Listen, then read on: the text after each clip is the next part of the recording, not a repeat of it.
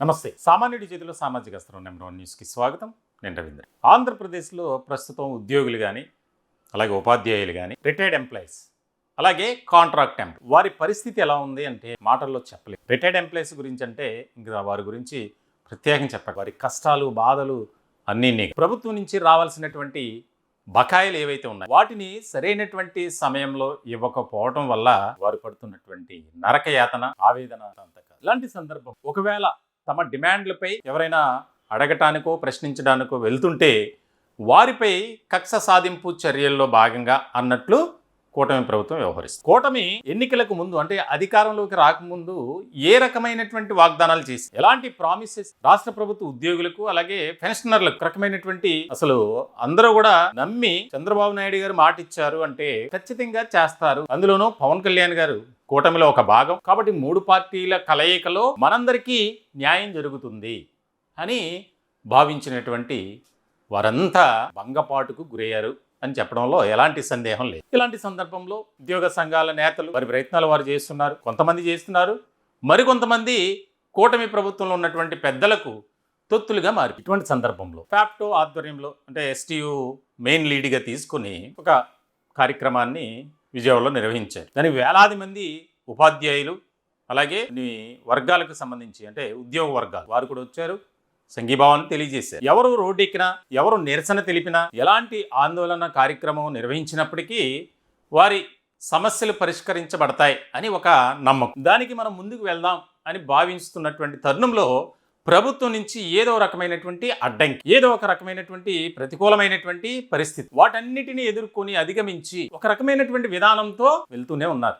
ప్రభుత్వం మనకి ఏదో ఒక రోజు మంచి చేస్తుంది, మనకు మేలు జరుగుతుంది, మనకు ఇవ్వాల్సినటువంటి రావాల్సినటువంటి ప్రతిదీ కూడా రూపాయి అందుతుంది అని ఎంతో ఆశతో ఎందుకంటే వారు ఆగ్రహించి సమయం కోల్పోయి రోడ్డు ఎక్కితే పరిస్థితి ఏ రకంగా ఉంటుందో ఊహించుకుంటేనే మనకు అర్థమవుతుంది. ఇలాంటి తరుణంలో ఉద్యోగులు అలాగే ఉపాధ్యాయులు, రిటైర్డ్ ఎంప్లాయీస్, కాంట్రాక్ట్ ఎంప్లాయీస్ ఈ సమస్యలన్నింటిపై మేము తరచూ వీడియోలు చేస్తున్నాం, లైవ్ కార్యక్రమాలు చేస్తున్నాం, ప్రత్యేక కార్యక్రమాలు కూడా నిర్వహిస్తున్న సందర్భంలో మీ అందరి మద్దతు మాకు మర్చిపోలేం. మీ అందరికీ పేరు పేరున ప్రత్యేకమైనటువంటి ధన్యవాదాలు.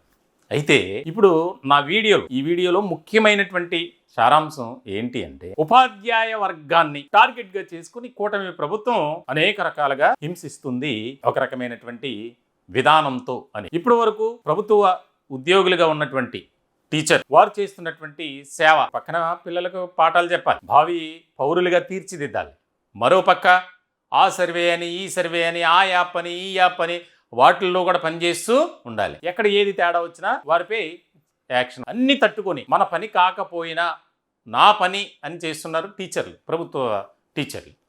మరి ఇలాంటి సందర్భంలో వారిపై అంటే వారి మెడ మీద కత్తి పెట్టినట్లు వ్యవహరిస్తుంది కూటమి ప్రభుత్వం.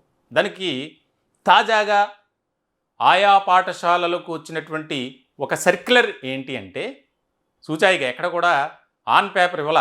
టైమింగ్స్ విషయంలో ఉదయం 9 గంటలకల్లా ప్రతి ఉపాధ్యాయుడు స్కూల్లో ఉండాలి. ఇన్ టైం, అవుట్ టైం కరెక్ట్గా ఉండాలి. ఒకవేళ ఒకరోజు ఇన్ టైం వేసి అవుట్ టైం మర్చిపోయినా, అవుట్ టైం వేసి ఇన్ టైం మర్చిపోయినా అంటే ఒక డేలో ఒక పూట మార్నింగ్ సెషన్ కానీ ఈవినింగ్ సెషన్ కానీ మర్చిపోతే ఆ డే అంతా ఆబ్సెంట్గా పరిగణిస్తాం అనేది ఇప్పుడు ఒక రకమైనటువంటి అంశంగా మారిపోయింది. దీనికి ఉపాధ్యాయ సంఘాలు తీవ్రమైనటువంటి విధానంతో వ్యతిరేకిస్తుంది. ఎందుకంటే ఒక పక్కన వారు చెప్పినవన్నీ చేయటం, ఏ సర్వే చెప్తే ఆ సర్వేకి వెళ్ళటం, అది ఫినిష్ చేయటం, మరోపక్క పిల్లలకు పాఠాలు చెప్పడం, మరోపక్క మీటింగ్లకు అటెండ్ అవ్వటం, ఎవరు విజిట్కి వచ్చినా ఒక రకమైనటువంటి విధానంతో వారు సమాధానం చెప్పాలి. దీనికి సంబంధించి అనేక రకాల ఇబ్బందులు, ప్రతికూలమైనటువంటి పరిస్థితులు ఎదుర్కొంటున్నటువంటి తరుణంలో మాపై ఎందుకు ఈ రకమైనటువంటి వివక్ష, కక్ష అనేది వారు అభ్యంతరాన్ని వ్యక్తం చేస్తున్నటువంటి పరిస్థితి. ఇదే కొనసాగితే తీవ్రమైనటువంటి పరిణామాలు ఉంటాయి, మా సహనాన్ని మీరు పరీక్షించొద్దు అని చెప్పి ఉపాధ్యాయ వర్గం అంతా రకమైనటువంటి వార్నింగ్ ఇస్తుంది కూటమి ప్రభుత్వం. ఈ నిర్ణయాన్ని వెనక్కి తీసుకోకపోతే ఆందోళన మరింత తీవ్రతరం చేస్తాం అని హెచ్చరిస్తున్నారు. దీనికి సంబంధించి ఫ్యాప్టో చైర్మన్ అలాగే ఎస్టీయు రాష్ట్ర ప్రధాన కార్యదర్శి లంకలపల్లి సాయి శ్రీనివాస్ గారితో మాట్లాడే ప్రయత్నం చేద్దాం. ఏంటి ఈ రకమైనటువంటి విధానం, ప్రభుత్వం తీసుకున్నటువంటి నిర్ణయం పట్ల మీరేమి ఆలోచన కలిగి ఉన్నారు అనేది అడిగి తెలుసు.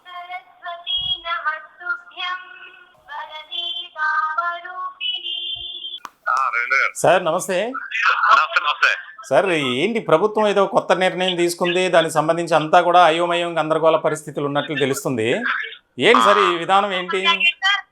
అదే వాస్తవంగా అది ఒక ఈనాడు పేపర్ లో ఇలా లేట్ అయితే గనక ఉపాధ్యాయులకి 10 minutes గ్రేస్ పీరియడ్, అది నెలలో 2-3 రోజులే మేము చూస్తాము, ఒక్క క్షణం ఒక నిమిషం లేట్ అయినా దాన్ని లేట్ వర్క్ గా పరిగణిస్తాము అని చెప్పి అది వచ్చింది. అది చాలా తీవ్రమైన భయభ్రాంతులకు గురయ్యారు టీచర్లు అందరూ కూడా.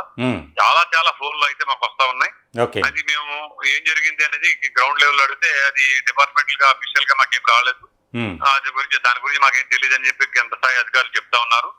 అయితే ఒక ప్రధానమైన పత్రికలో వచ్చింది అంటే తప్పనిసరిగా దాని వెనకాల ఎంతో కొంత ఉంటుందని ఉపాధ్యాయులు భావిస్తా ఉన్నారు.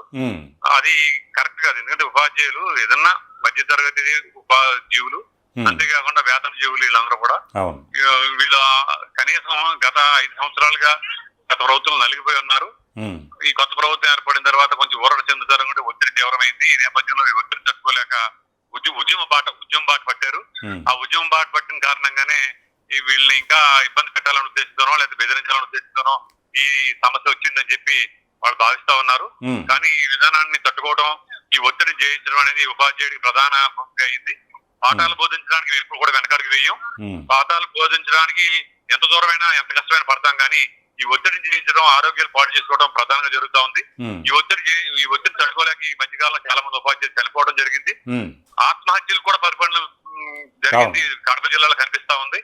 దీన్ని మేము తీవ్రంగా వ్యతిరేకిస్తా ఉన్నాం. ప్రభుత్వం ఇప్పటికైనా తన వైఖరి మార్చుకుని ఇటువంటి బెదిరింపు ద్వారాలు దిగితే మాత్రం మేము కూడా ఉద్యమం బాట పడతామని చెప్పేసి ఈ ప్రభుత్వాన్ని హెచ్చరిక చేస్తా ఉన్నాం. సార్ ఇప్పుడు ఈ టీచింగ్ పిల్లలకి పాఠాలు చెప్పడంతో పాటు మీకు అనేక రకాల వర్క్స్ కూడా యాప్స్లని తర్వాత రకరకాలుగా ఉన్నాయి కదా, దీనికి సంబంధించి మరి ప్రభుత్వం ఈ రకమైనటువంటి ఒకవేళ నిర్ణయం తీసుకుంటే మీ వైపు నుంచి ప్రధానంగా ఫ్యాప్టో చైర్మన్గా ఉన్నారు, అలాగే ఎస్టీయూ రాష్ట్ర ప్రధాన కార్యదర్శిగా ఉన్నారు, అందరినీ లీడ్ చేయడంలో ముందుకు వెళ్తున్నారు. ఏ రకమైనటువంటి ఇది ఒకవేళ వాస్తవమై ప్రభుత్వం వెనక్కి తగ్గుతుందని మేము కూడా భావిస్తున్నాం. ఒకవేళ అలా కాకుండా ఇదే నిర్ణయం తీసుకుంటే మీ యొక్క కార్యాచరణ ఏ విధంగా ఉండబోతుంది? తప్పనిసరిగా నాకు 5 నిమిషాలు అనేది గ్రేస్ పీరియడ్ ప్రతి అలా కదండి. ఒక విధంగా ఒకటి ఆలోచించండి, ఏ ప్రభుత్వ ఉద్యోగికైనా ఈ టెన్షన్ ఈ టార్చర్ ఉందా? మేము 9 గంటలకు పాఠశాలకు రావాలి, 4 గంటల వరకు పనిచేయాలి. ఇప్పుడు ఉదయం 8 గంటలకే వచ్చి కొన్ని క్లాసులు డీల్ చేస్తా ఉన్నాం, సాయంత్రం 1 గంట ఎక్స్ట్రా చెప్తా ఉన్నాం. మేము ఉదయం పనిచేసిన గంట, సాయంత్రం పనిచేసిన గంట గురించి ఎవరు కూడా అడగట్లేదు. 1 నిమిషం లేట్ అయితే మాత్రం 9 గంటలు రావాల్సిన 1 నిమిషం లేట్ అయితే మమ్మల్ని వేధించాలనుకునే అది నిజమైతే కనుక తప్పనిసరిగా బాయ్కాట్ చేయడమే కాదు, మేము వర్క్ టు రూల్ 9 to 4 పని చేస్తాం, ఒక్క క్షణం కూడా మేము పని చేయకపోదు. ఓకే సార్, అది ఇది మీరు ఫైనల్ గా చెప్పదలుచుకునేది వర్క్ టు రూల్ అనే దాంట్లోకి వెళ్తారు. ఇక అంటే వర్క్ టు రూల్ చేస్తాం మేము కూడా. తప్పదు, ఈ వేధింపులు గంట ఉదయం ఎక్కువ చెప్పించుకుంటారు, గంట సాయంత్రం ఎక్కువ చెప్పించుకుంటారు. మా నైతిక బాధ్యతగా మేము ఫీల్ అవుతున్నాం. ప్రభుత్వ విద్యా క్షేత్రంలో పనిచేసి వచ్చే విద్యార్థులు ఇప్పటికే బయటకు వెళ్ళిపోతున్నారు, వాళ్ళందరినీ కూడా ఎన్రోల్ చేయించాలని కంకణం కట్టుకుని పనిచేస్తా ఉన్నాం. ఇన్ని రకాలుగా ప్రభుత్వ విద్యాక్షేత్రంలో మనం పనిచేస్తా ఉంటే ఇంకా ఒత్తిడి పెట్టి 1 క్షణం లేట్ అయిందనే దాన్ని చూపిస్తే కనుక తప్పనిసరిగా మేము వర్క్ రూల్కే పిలుపునిస్తాం. సార్ ఇక్కడ శ్రీనివాస్ గారు, ఇక్కడ ముఖ్యమైనటువంటి విషయం, మీరు బయటకు వచ్చి మీ సమస్యలను పరిష్కరించాలని డిమాండ్ చేస్తున్నారు కాబట్టి ఈ రకమైనటువంటి ఆలోచన కలిగి ఉంది ప్రభుత్వం అనుకోవచ్చా? ఇప్పుడు గ్యారంటీగా ఇప్పుడు అది పేపర్ లో వచ్చింది అంటే నాకు ప్రెజర్ ఇవ్వడం గురించే వచ్చిందని చెప్పి కింద ఉపాధ్యాయులు చెప్తున్నారు, మేము కాదండి. కామన్ టీచరే మీరు ఉద్యోగం చేస్తున్నారు కాబట్టి మిమ్మల్ని ఆపడానికి ఈ విధంగా వేధింపులకు పాల్పడుతున్న ప్రభుత్వం, మీరు దీని మీద యాక్షన్ తీసుకోండి అని చెప్పి బీకే ఫ్యాక్టరీ చైర్మన్ నాకైతే కొన్ని 100 ఫోన్లు వచ్చినాయి ఈ రోజు. తప్పనిసరి మరి ఉపాధ్యాయుల ఆకాంక్ష నెరవేర్చాలి కదా తప్పనిసరిగా. నిజాలు తెలుసుకుని నిజమైతే కనుక మేము ఉద్యమానికి వెళ్తాం. Right sir, thank you sir, thank you. ఇదేంటంటే కావాలని ఉపాధ్యాయ వర్గంపై ఈ రకమైనటువంటి వైఖరి కనబరుస్తుంది కూటమి ప్రభుత్వం అనేది ఆయన చెప్తున్నారు. అంటే ఈ మధ్య ఉపాధ్యాయ వర్గం ఎక్కువగా ఈ ఉద్యోగ వర్గాలను ఏకతాటిపైకి తీసుకురావటానికి ప్రయత్నాలు చేస్తుంది. దానిలో భాగంగానే మార్చి నెలాఖరులోపు ఒక పెద్ద కార్యక్రమాన్ని, నిరసన కార్యక్రమాన్ని శాంతియుతంగా నిర్వహించాలని కూడా తలపెట్టింది. దానికి సంబంధించి ప్రభుత్వానికి ఇంటెలిజెన్స్ వర్గాల ద్వారా ఆ సమాచారం తెలిసి ఉండొచ్చు కాబట్టే మాపై ఈ రకమైనటువంటి విధానంతో వైఖరితో ప్రభుత్వం నిర్ణయాలు తీసుకుంటుంది. ఇదే గనుక జరిగితే, ఒకవేళ అఫీషియల్గా నిర్ణయం తీసుకుంటే గనుక ఖచ్చితంగా వర్క్ టు రూల్ అంటే వారికి ఉన్నటువంటి పరిధిలో వర్క్ టు రూల్ అంటే ఏ టైం నుంచి ఏ టైం వరకు పని చేయాలి, అంతే వర్క్ చేసుకుని వెళ్ళిపోతారు. ఎక్స్ట్రా 1 మినిట్ కూడా ఉండే పరిస్థితి కనిపించదు. దాని వర్క్ టు రూల్ అంటే ప్రభుత్వం సహకరించినప్పుడు మేమెందుకు ప్రభుత్వానికి సహకరించాలి అనే విధానంతో మేము నిర్ణయం తీసుకుంటాం, దాన్ని తిప్పికొడతాం ఖచ్చితంగా. కాబట్టి ప్రభుత్వం ఆలోచన చేసి ఇటువంటి మీరు ఎంకరేజ్ చేయకూడదు అనేది సాయి శ్రీనివాస్ గారు చెప్తున్నారు. చూడాలి, ఒకవేళ ఇదే నిర్ణయాన్ని ప్రభుత్వం నిబంధనగా పెడితే కనుక తీవ్రమైనటువంటి పరిణామాలు చూసేటువంటి అవకాశాలు ఎక్కువగా కనిపిస్తున్నాయనే చెప్పాలి. ఈ టాపిక్పై మీ విలువైనటువంటి అభిప్రాయాలు కామెంట్ రూపంలో తెలియజేయండి. దయచేసి మా ఛానల్ని సబ్స్క్రైబ్ చేసుకోండి. Thank you.